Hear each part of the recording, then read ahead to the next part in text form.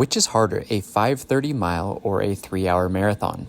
At this point, I think I can tell you. For about 9 of the last 10 months, I trained to run a 3-hour marathon and came up well short. Instead of going back into a marathon cycle and trying again immediately, I decided to build from the ground up and try and run the race equivalent in the mile, 5K, 10K, half marathon before returning to the marathon. So for the last 38 days, I've been specializing in the mile. And guess what?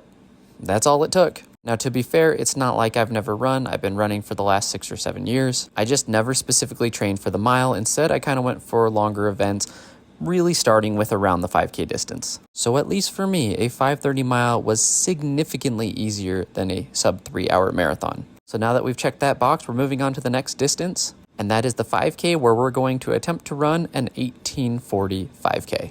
So what do we think? Is it going to take me longer than 38 days this time?